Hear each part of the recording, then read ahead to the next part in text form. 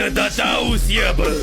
Kalau tak tahu, maka tak kenal. Kalau tak kenal, maka tak cinta.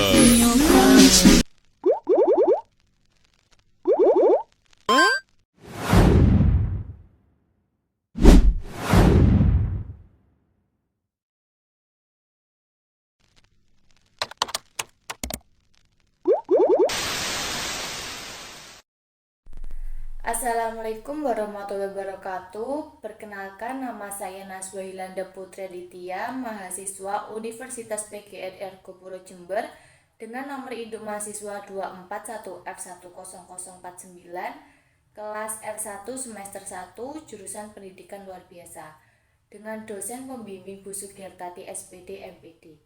Pada kesempatan kali ini saya akan mempresentasikan mata kuliah Pendidikan Anak Disabilitas Laras untuk memenuhi tugas ujian akhir semester dengan tema penanganan anak tunalaras. Penanganan anak disabilitas laras dibagi 3, yaitu yang pertama penanganan anak disabilitas laras di lingkungan keluarga, yang kedua penanganan anak disabilitas laras di lingkungan sekolah, dan yang ketiga penanganan anak disabilitas laras di lingkungan masyarakat. Yang pertama ialah penanganan anak disabilitas laras di lingkungan keluarga. Anak tunalaras seringkali disalahartikan sebagai anak nakal, padahal ini merupakan gangguan emosi yang dimiliki anak. Perlu dipahami, anak yang mengalami gangguan tingkah laku dan emosi ini membuat mereka merasa sulit untuk menyesuaikan diri dengan lingkungan sosial. Salah satu cara mengatasi anak tunalaras ini adalah melakukan modifikasi perilaku. Meski tentunya secara profesional atau di fungsi tertentu, perawatan dengan psikolog atau psikiater diperlukan. Sebab anak tunalaras mengalami gangguan dalam hal perilaku dan emosional ini. Memerlukan perawatan dari ahli, namun psikolog atau psikiater juga memerlukan kerjasama dengan orang tua. Orang tua biasanya diperlukan untuk melakukan modifikasi perilaku di rumah. Menurut penelitian pada tahun 2012 di Of Journal Ability, penting bagi orang tua atau pengasuh melakukan berbagai teknik modifikasi perilaku, sebab orang tua tentunya menghabiskan waktu lebih banyak dengan anak. Jadi penerapan modifikasi perilaku oleh orang tua bisa lebih efektif ketimbang hanya bertatap muka dengan anak 1 jam per minggu. Misalnya bentuk modifikasi perilaku yang bisa dilakukan adalah: 1. Bicaralah pada orang tua akan mendapatkan kerjasama yang lebih baik. Jika anak mulai memahami dengan jelas apa yang diharapkan orang tua, cobalah duduk dan dibicarakan dengan jelas. Yang kedua, atasi berbagai gangguan saat mendisiplinkan anak. Cobalah terlebih dahulu mengatasi berbagai gangguan, seperti faktor lingkungan dan emosional rasa, lelah cemas, dan gangguan lainnya. Dapat membantu anak lebih sulit mengendalikan perilaku. Yang ketiga, berhitunglah mundur untuk transisi jika memungkinkan persiapan anak untuk transisi antara suatu kegiatan-kegiatan lainnya. Misalnya, katakan kamu punya waktu yang 10 menit lagi untuk mengerjakan PR, atau 5 menit lagi kita akan makan malam. Ini membantu mereka bisa mempersiapkan diri untuk melakukan perubahan kegiatan. Yang keempat, biarkan anak memiliki pilihan saat anak tumbuh dewasa. Penting bagi mereka untuk memiliki hak untuk mengatur jadwalnya sendiri. Ini juga merupakan salah satu cara mengatasi anak tunalaras. Misalnya, membiarkan memilih apakah ingin mandi sebelum atau setelah makan. Ini dapat membantu mereka merasa diberdayakan dan mendorong mereka untuk menjadi lebih bisa mengatur dirinya sendiri. Yang kelima, cobalah untuk tidak bereaksi berlebih dari kita. Hal ini mungkin sulit, tapi merupakan salah satu cara mengatasi anak tunalaras yang efektif. Jika anak melakukan sesuatu dan meninggalkan dari waktu-waktu kemarin, yang berikutnya, tawarkan hadiah. Orang tua dapat membantu anak dengan memberi dia penghargaan atau perilaku yang baik. Misalnya, ujilah atau beri mereka makanan favoritnya saat ia menunjukkan perilaku yang positif. Selanjutnya, hindari melakukan memukul-mukul. Bukanlah cara mengatasi anak tunalaras yang baik dan efektif. efektif, sebab anak belajar dengan mencontoh.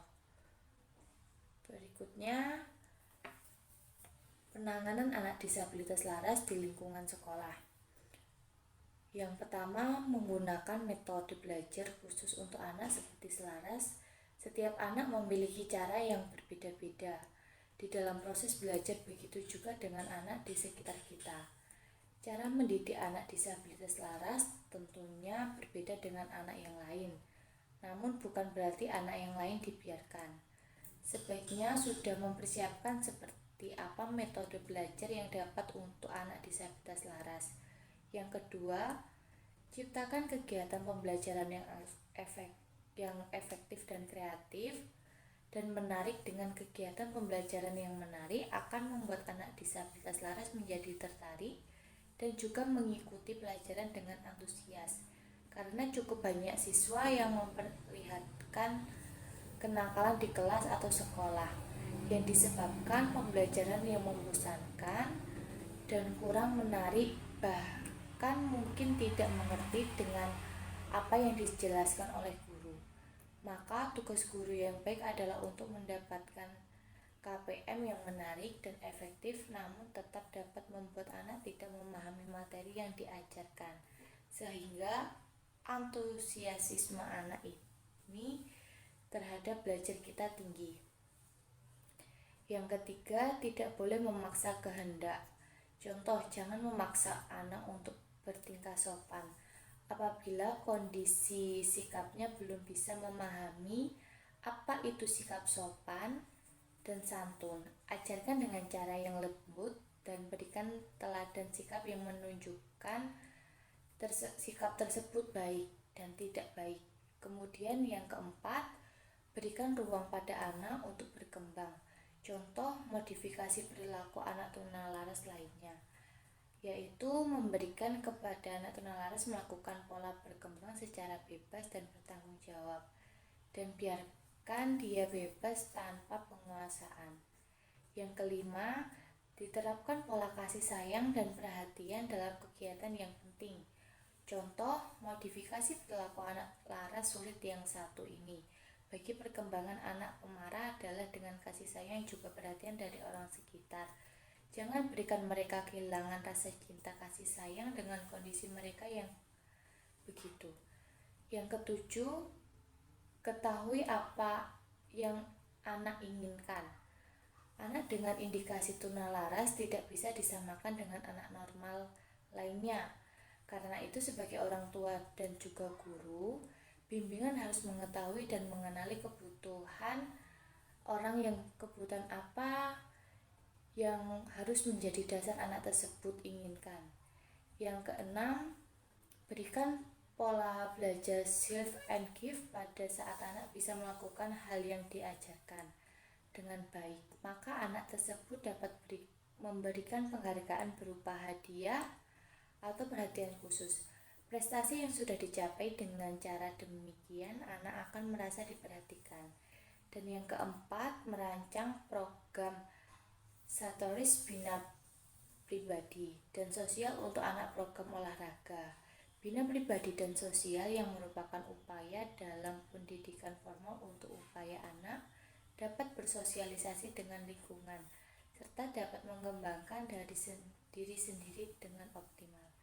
Yang ketiga adalah penanganan anak disabilitas laras di lingkungan masyarakat, yaitu yang pertama, menguatkan sikap mental anak disabilitas laras supaya mampu menyelesaikan persoalan yang dihadapinya.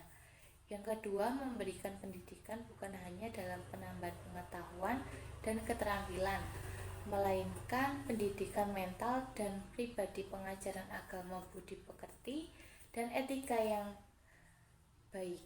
Yang ketiga, memberikan pelayanan atau program-program masyarakat. Setelah saya menjelaskan, semoga ilmunya bisa diterima dengan baik. Jika ada salah kata, mohon maaf. Wassalamualaikum warahmatullahi wabarakatuh.